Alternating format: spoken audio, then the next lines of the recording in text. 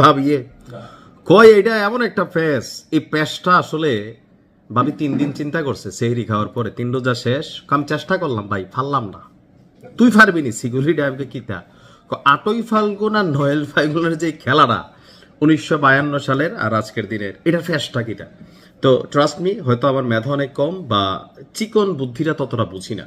তো আজকে যখন আমাদের মরহুম মাওলানা দেলোয়ার হোসেন সাইদি সাহেবের বড় ছেলে, না মেজর ছেলে জানি না, মাসুদ সাইদি, তিনি একটা বক্তব্য দিলেন যে 21শে ফেব্রুয়ারি 8ই ফাল্গুন পালন করা উচিত। প্রথমে আমার শরীরটা জোশ চলে এসে শয়তান বলে লারে বাড়ারে।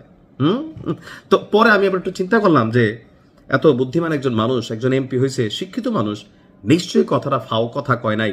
আসলে কি 71 তারা মানে না, 1952 মানে না? তো পরে এটা নিয়ে আমি আপনার গুগলের কাছে কিছু প্রশ্ন করলাম, তারপর এআই এর কাছে কিছু প্রশ্ন ছিল, কিছু পত্রিকার তথ্য কাটিং করলাম।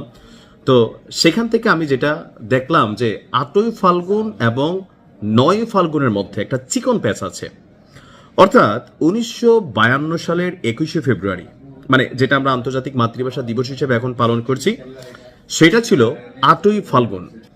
অর্থাৎ আমরা যে 21শে ফেব্রুয়ারি আজকের দিনে পালন করছি, 1952 সালে যেদিন ভাষা আন্দোলন হলো, বাংলা দিন হিসেবে সেটা ছিল 8ই ফাল্গুন। তো এখন আমরা যখন আজকের দিন এটা পালন করতেছি, এটা হচ্ছে 9ই ফাল্গুন। তাহলে যদি আমরা 8ই ফাল্গুন এটাকে পালন করি, তাহলে সেটা কি 20শে ফেব্রুয়ারি হয়ে যাচ্ছে? এইখানেও আবার একটা চিকন প্যাচ আছে। আমি এআই এর কাছ থেকে বেশ কিছু তথ্য নিলাম এবং এটার উপর বেশ কিছু জার্নাল ছিল। তো সেগুলো ঘাটাঘাটি করার পরে যে তথ্য পাইছি, ওই ভাবির মতন আমারও মাথা উলাই গেছে। বাট আপনাদের মধ্যে অনেক বিচক্ষণ আছে, ফেসবুক বিশ্লেষক, তার উপরে হচ্ছে কি বলা হয় যে ধরেন আরো বড় বড় মহারথী জ্ঞানী, তো একটু প্যাচটা ভেঙে দিয়েন। আচ্ছা, আমি যতটুকু তথ্য পাইলাম, 1952 সালের 21শে ফেব্রুয়ারি অর্থাৎ 8ই ফাল্গুন 1358 বঙ্গাব্দ বাংলা ভাষার জন্য আত্মত্যাগকারী শহীদদের স্মরণে আন্তর্জাতিক মাতৃভাষা দিবস হিসেবে পালিত হয়। প্যাচটা লাগছে 1999 সালে। ইউনেস্কো 1999 সালের 17ই নভেম্বর দিনটিকে আন্তর্জাতিক মাতৃভাষা দিবসের স্বীকৃতি দেয়, যা প্রতি বছর 21শে ফেব্রুয়ারি বিশ্বব্যাপী পালিত হয়। আর এটি মাতৃভাষার প্রতি সম্মান এবং ভাষাগত বৈচিত্র্য রক্ষার অঙ্গীকারের দিন। তো প্রশ্ন হচ্ছে যে মাসুদ সাইদি আসলে এখন এই বিষয়টা নিয়ে নাড়া দেওয়াতে সমস্যাটা কোথায় হয়েছে? আজকে ফেসবুকে দেখেন সারাদিন ইনকিলাব জিন্দাবাদ, এটা নিয়ে কিন্তু একটা মানে হুলস্থুল কাণ্ড চলছে। কেউ কেউ মনে করছেন যে আজকে আন্তর্জাতিক মাতৃভাষা দিবস বা বাংলা আমাদের যে ভাষা দিবস, এই দিবসে ইনকিলাব জিন্দাবাদ, এটা তো পাকিস্তানি ওয়ার্ড, এইটা ভাই বলা যাবে না। আবার একদল মনে করছেন না, ভাষার স্বাধীনতা আছে, রক্ত দিয়া মানে ভাষা নিছি ভাই, তো আমার মন যা চায় তাই বলবো।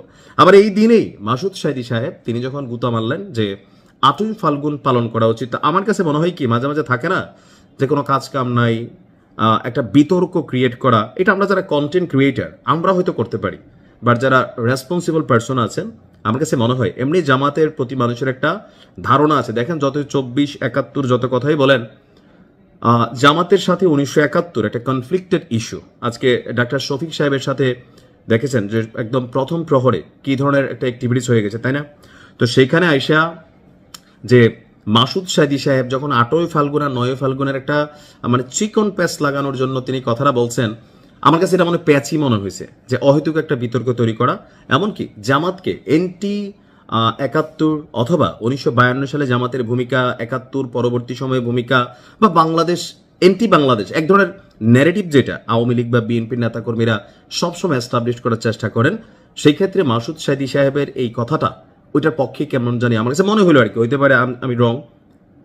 বাট এই ধরনের বক্তব্য দিয়া আমার মনে হয় যে জামাতের যেই রাজনৈতিক স্ট্যান্ড অথবা রাইট নাও যেই স্ট্র্যাটেজি আছে, সেটার বিপক্ষে আপনারা ন্যারেটিভ তৈরি করবেন না। অহেতুক বিতর্ক নিয়ে ফেসবুকে গরম করা, এগুলা যারা কন্টেন্ট ক্রিয়েটার আছে, ধরেন আমরা 2-4টা ডলার কামাই, ভিডিও না থাকলে একটা মাইরা দেই, তা আপনারাও কি এরকম মাইরা দেওয়া শুরু করলেন? রাষ্ট্রের অনেক জরুরি কাজ আছে, ওইগুলো মনোযোগ দিয়ে করবেন। ভালো থাকুন, আসসালামু আলাইকুম।